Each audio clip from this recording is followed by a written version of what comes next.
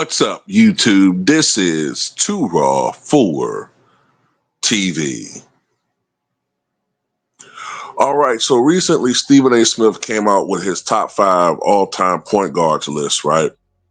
And Magic Johnson was there. So he had, I think this was on First Take. So Magic Johnson was number 1. Steph Curry was number 2. Isaiah Thomas was number 3. Jason Kidd was number 4. And Chris Paul was number 5, right? Now, when it comes to the all-time list, I don't have a problem with Magic Johnson being number 1. I totally agree with that myself. As far as Stephen Curry being number 2, I've learned to sort of accept that that ranking. I can deal with that. As far as Isaiah Thomas being number 3, as far as all-time point guard, that's cool. Jason Kidd being number 4, I have an issue with that. With Chris Paul being considered a top 5 point guard, I totally disagree with that completely. I don't understand how a person can rank Chris Paul ahead of Oscar Robertson. It makes no sense whatsoever. There's no real argument that you can formulate that justifies putting Chris Paul ahead of Oscar Robertson. The only thing you can really argue is that he has more career assists. But Oscar Robertson played, 14 seasons? Chris Paul's been playing for damn near 20 years. Okay? Also, when Oscar Robertson was playing, assists were a lot harder to come by. What stipulated an assist was much more difficult. Okay? Also, as a scorer, Oscar Robertson was far more dominant. As a shooter, now Chris Paul has, his career progressed, he developed into a good three-point shooter. Now, there was no three-point shot when Oscar Robertson played, but Oscar Robertson was a very, very efficient scorer. Matter of fact, I would argue that until, I would say, Michael Jordan, Oscar Robertson was probably the most dominant perimeter player in the game historically until Michael Jordan.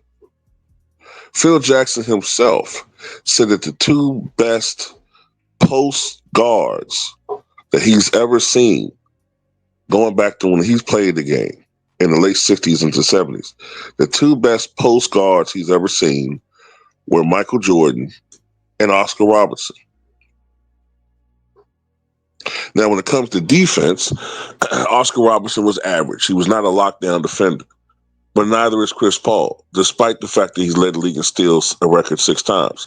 As I've said before, steals are not necessarily a great indicator of, are not always, I should say, a great indicator of how good a defensive player someone is.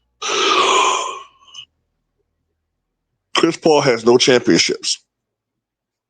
You know, it's interesting to me how everybody talks about how Russell Westbrook hasn't won anything, right? And that's true, right? But somehow Chris Paul gets this total pass for having won no championship. And then people say, well, Chris Paul was little. Well, Russell Westbrook is not a big guard either. And no, you don't get passes for that. Oscar Robertson has a championship. Okay? He does. Oscar Robertson has been to 2 NBA finals. Oscar Robertson is the only player in the 1960s in the peak between Wilt Chamberlain and Bill Russell to win an MVP. Now, Wes Unseld did win an MVP in 68, 69, but I don't consider that period the peak of Bill Russell anymore, or Wilt Chamberlain. Oscar won an MVP, I believe it was the 63, 64 season, I believe it was.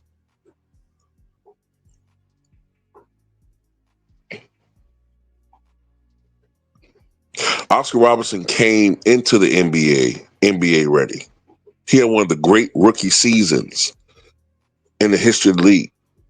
I can't remember his numbers off the top of my head, but he came into the NBA dominant. I want to say he averaged something like 28 points per game. Let's see if I can pull up his numbers. I can't put them up right now, but he came into the NBA dominating. He's one of now 3 players to average a triple double in his NBA career for a season. All right. The other being Russell Westbrook, who did it 4 times, and Nikola Jokic just did it for the Denver Nuggets. Right. The first 5 years of Oscar Robertson's career, he averaged a triple double. Oscar Robertson, for his career, I think averaged something around 25.7 points. I believe he averaged around 7 rebounds, and I believe he averaged around, I think it was 8.5 to 9 assists, right? At one point in time in Oscar's career, before the Milwaukee Buck years, Oscar was averaging around 28, 29 points.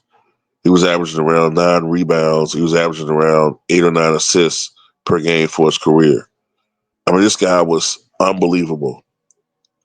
He had 181 career triple doubles.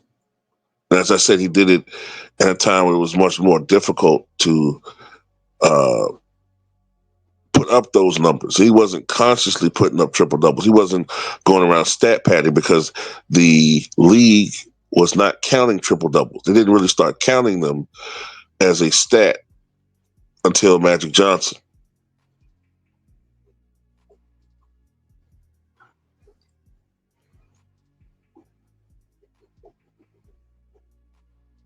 So no, Chris Paul's a really, really good player, man. But I don't know how the hell anybody would rank Chris Paul ahead of Oscar Robertson. I wouldn't even honestly rank Chris Paul ahead of Russell Westbrook at this point. Not to mention the fact that Chris Paul is a perennial choke artist in the postseason. Nope. Look, everybody has a right to their opinion, but there's no way in hell I think anybody that's responsible and anybody that really knows the history of the game would rank Chris Paul ahead of Oscar Robertson. There's no way you could tell me Oscar Robertson's not. If you don't think that Oscar Robertson's a top 5 point guard, then you don't know shit about basketball. I'm sorry. Stephen A. Smith don't know shit about basketball if he thinks that Chris Paul should be ranked ahead of Oscar Robertson. And don't give me the shit about, oh, well, maybe he doesn't consider Oscar a point guard. Nobody considers Oscar a shooting guard over being a point guard. You could argue combo guard, possibly, but generally speaking, most people consider Oscar a point guard.